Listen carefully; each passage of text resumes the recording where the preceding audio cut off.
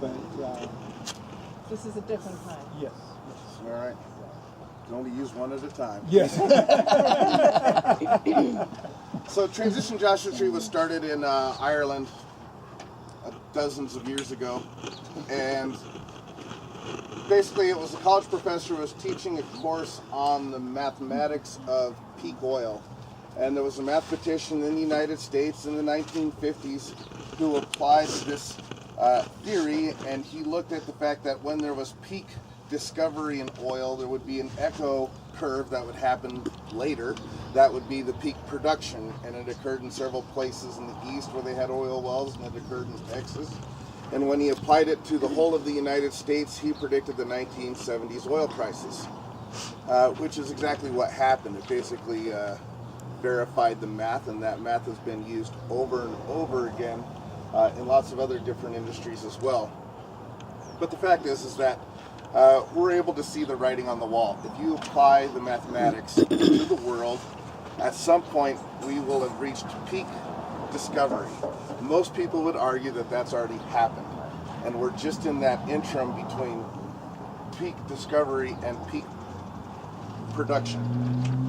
What happens after peak production is you start to have a drop off in oil production so that there's less oil to be used.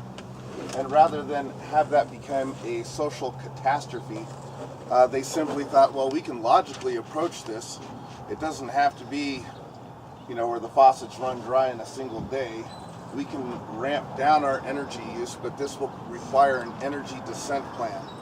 And an energy descent plan requires that everybody focus on how they live their lives, their economies, and all the decisions we're making in order to use less energy. And according to Rob Hopkins, who is basically the founder of Transition Movement, that looks like about 1950. Not in culture, but in the amount of energy being used. There's still trucking industries, there's still railroad, there's still infrastructure, but that's the kind of lifestyle we should at least view as a goal. And it's not anything that I think is out of reach. It's something that, for me, it's how I imagine my grandparents lived. So most of us have in our memory the realization of how our grandparents were living, so it's not too far from reality. Right. We have become accustomed to all the creature comforts of peak oil, and it's going to be hard, and there's difficult decisions, but we figured if we act as communities, we might be able to make a change fast enough, because we don't believe that the government is acting fast enough, and we don't believe that as individuals we can make enough of a difference. So this is all kind of a community experiment, and it's based on grassroots ideals, which is simply to be collaborative. There's lots of fairness ideals, but before my time, there were people that got together in Joshua Tree and started Transition Joshua Tree.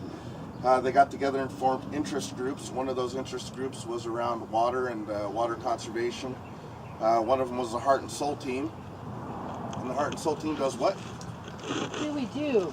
We are committed to practicing and sharing tools for personal and group transformation in a way that is authentic and heart-centered, so we can support community regeneration in a changing world. Nice. So basically we help groups that are trying to get stuff done, and if they don't have the training on how to create an agenda, how to shut that big mouth up, all these things, they fall apart. So we have a skill set, and our information's on our website. So we do have our Transition Joshua Tree website, transitionjoshuatree.org. On the back of the agenda, on the bottom portion, I have a whole paragraph on Transition Joshua Tree and the web address for you to follow. But one of the basic principles of transition is to follow permaculture principles. So obviously we've developed a permaculture team, and Dave's here, the facilitator of the permaculture team, so he's going to take a minute and describe to us what the permaculture team is all about. So obviously the center of the group is permaculture, and Would you come in a little bit and speak louder? sure. So part of it is education, so we devote about half the time to educating ourselves, and then the other half to community outreach with projects and workshops like this. 2 meetings a week or 2 meetings a month, usually the second and fourth Wednesday. So, anything else? Yeah, it's mainly about gardens, about growing food, about learning how to feed ourselves locally using the plants that thrive in the desert. And right now we're in the very, very, very beginning stages of a possible demonstration garden locally. I won't say where exactly, but it's going to be amazing. So people will be able to visit and visualize what their gardens could look like eventually. Fantastic. Yeah. So we have the enterprise team. I'm the facilitator of the enterprise team, and the enterprise team focuses on reimagining our local economy in a way that will reinvigorate our local citizens and our community, and we very much focus on social justice issues.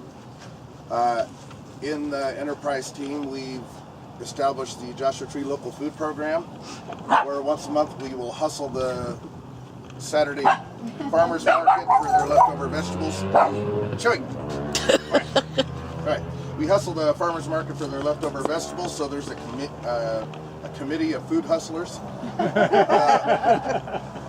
They will get the food to the church for Sunday, where we distribute the food. We used to give the vegetables away to needy families, and they would throw them away because they didn't know what to do with them, so we started a food demonstration, which basically is a potluck style event where people who can prepare vegetarian dishes to demonstrate how to use these vegetables and then serve them to the people. And make them good? They're delicious. And Delicious. I've learned more than anybody, because I love eating. So we have the food program. We have the Transition Joshua Tree Time Bank, where you could trade time instead of money. So you can imagine like a dog sitting club where you had to put a dog in jail. Someone could babysit the dog and trade hours instead of dollars, and then you could reciprocate those hours instead of trading the dollars back. There's never seems to be enough dollars around. In order to make everything happen, I thought it would work well for babysitting clubs. Typically, time banks really don't take off until the economy takes a dive. We know that this happens every 4 to 7 years on average. Since our last downturn was 2008, it looks like just in time for the recovery, we'll have another downturn. So, see how that goes. We got Tim walking up here, so Tim Delory is another one of our permaculture masters here. We also have the coordinating council. So the coordinating council is just 2 members of each team are elected to represent those teams, and they simply coordinate the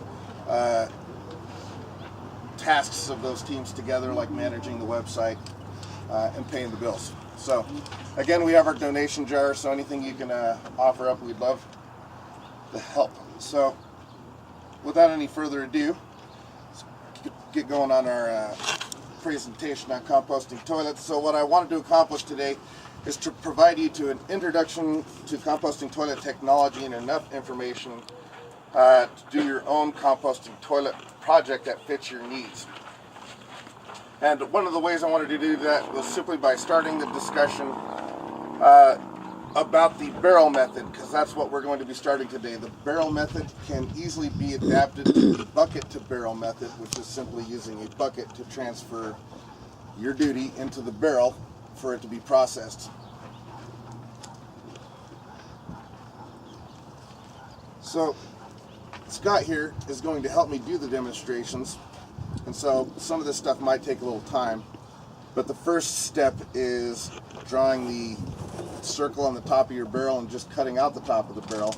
So I wanted to show people simply how that's done. You simply put a screw in the center of the barrel and uses that piece to trace it out. And so as we're putting this together, I'll keep talking about these things.